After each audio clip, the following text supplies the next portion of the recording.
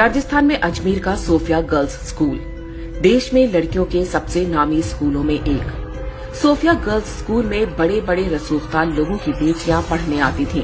राजस्थान के कई आईएएस और आईपीएस अधिकारियों की बेटियां भी यहीं पर पढ़ती थीं।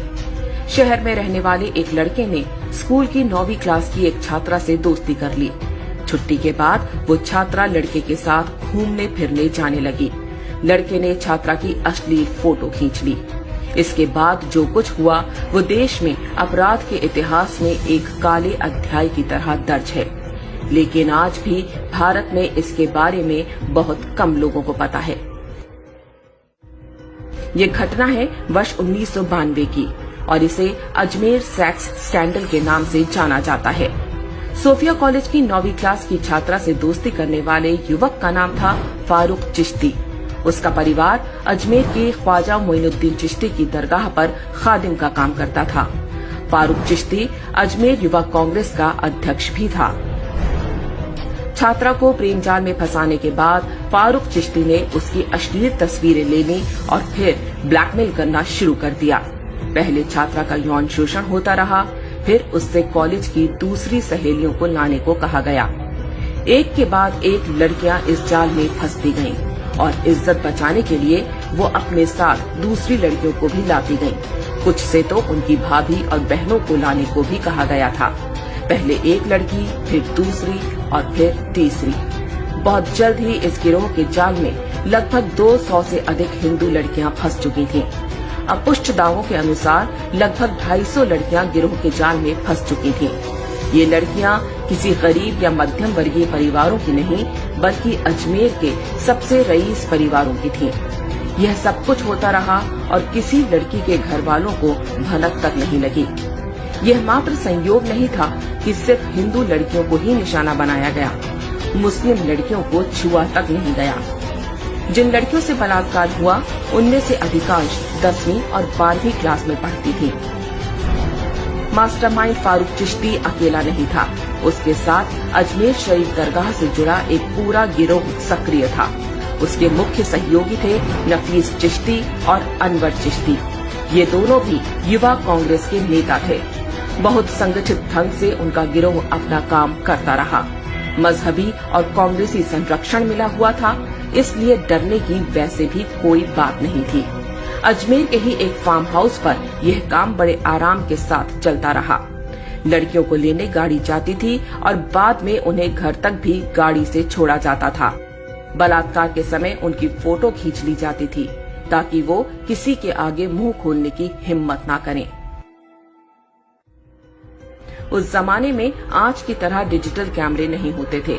तब कैमरे की रील ढूंढने जिस स्टूडियो में गई वह भी एक मजहबी व्यक्ति का था। स्टूडियो वाला भी एक्स्ट्रा कॉपी निकालकर अलग से लड़कियों का यौन शोषण किया करता था। ये ब्लैकमेलर्स स्वयं तो बलात्कार करते ही अपने दोस्त यारों को भी उपकृत करते। जिन लड़कियों के साथ बलात्कार और ब्लैकमेलिंग हुई उनमें से कुछ ने आत्महत्या करनी शुरू कर दी। एक ही स्कूल की छात्राओं का इस तरह आत्महत्या करना ही मामले की पोल खुलने का कारण बना। शुरू में पुलिस ने 8 आरोपियों को गिरफ्तार किया। समाज में बदनामी के डर से अधिकांश लड़कियों के परिवारों ने पुलिस में शिकायत दर्ज कराने से भी मना कर दिया। जो 12 लड़कियां हिम्मत करके पुलिस के पास गईं, उनमें से भी 10 बाद में पीछे हट गईं, क्योंकि आरोपी उन्हें धमकियां दिलवा रहे थे। बाकी बची 2 लड़कियों ने ही केस को आगे बढ़ाया। उन्होंने अकेले 16 आरोपियों की पहचान की। यह वो दौर था जब बलात्कार जैसे अपराधों में कड़ी सजा नहीं होती थी।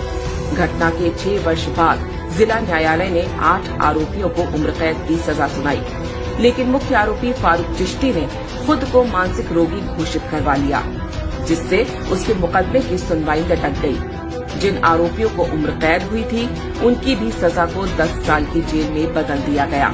एक फरार आरोपी सलीम नफीस 19 वर्ष बाद साल 2012 में पकड़ा गया। बाद में वह भी जमानत पर छूट गया। जब इस बलात्कार कांड का भंडाफोड़ हुआ तो राजस्थान में कांग्रेस का पूरा सिस्टम आरोपियों को बचाने में जुट गया। जो भी सामने आता उसे डरा धमका कर चुप करा दिया जाता।